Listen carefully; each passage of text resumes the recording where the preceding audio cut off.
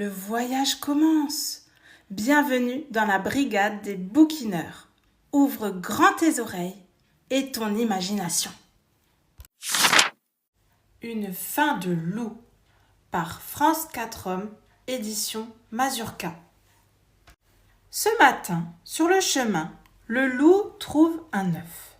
« Je vais en faire mon dîner !» se dit-il. Mais à la réflexion, il n'a pas très faim.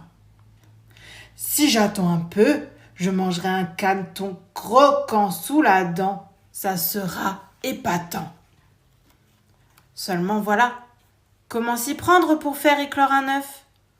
Le loup a beau se creuser la tête, il ne voit pas. En passant près de l'arbre, il aperçoit un oiseau dans son nid. « Dis donc, l'oiseau, j'ai décidé d'adopter cet œuf. Aurais-tu un conseil à me donner ?»« L'adopter ?» répond l'oiseau étonné. « Si tu ne cesses de le balader ainsi, tu risques de le casser. Il faut construire un nid, voyons. »« Un nid ? Mais comment faire ?» demande le loup. « C'est facile. Tu prends quelques brins de paille, une touffe de poils, et tu les assembles en panier. » Le loup se met au travail.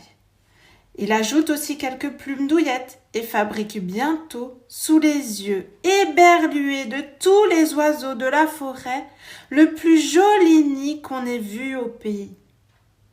Une fois son travail terminé, il y dépose son œuf. Satisfait, il décide d'aller se promener. Mais à peine a-t-il fait quelques pas qu'il croise Dame Crocodile. « Dis donc !» s'exclame Dame Crocodile. « Il est à toi cet œuf ?»« Oui, à moi !» répond le loup tout fier. « Vraiment ? Si tu veux le voir éclore, il vaudrait mieux ne pas t'éloigner. Quelqu'un pourrait te le gober. »« Crois-moi, ajoute-t-elle, la forêt grouille de 1000 créatures plus dangereuses les unes que les autres. » « Me le gober, pense le loup. Certainement pas. C'est mon dîner. Puisque c'est comme ça, je reste là. » Raide comme un piquet, aux aguets, il aperçoit soudain la poule qui approche. « Que fais-tu là ?» lui demande la poule sur ses gardes.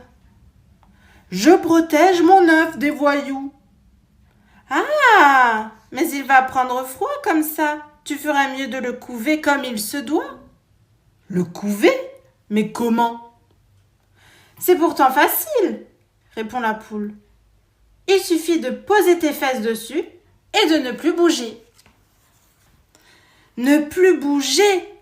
Quel ennui !» se dit le loup. Mais il pense au caneton qu'il pourra manger, alors il se pose délicatement sur son œuf. Chaque fois qu'il passe par là, l'oiseau, le crocodile, la poule se moquent de lui, mais le loup reste impassible.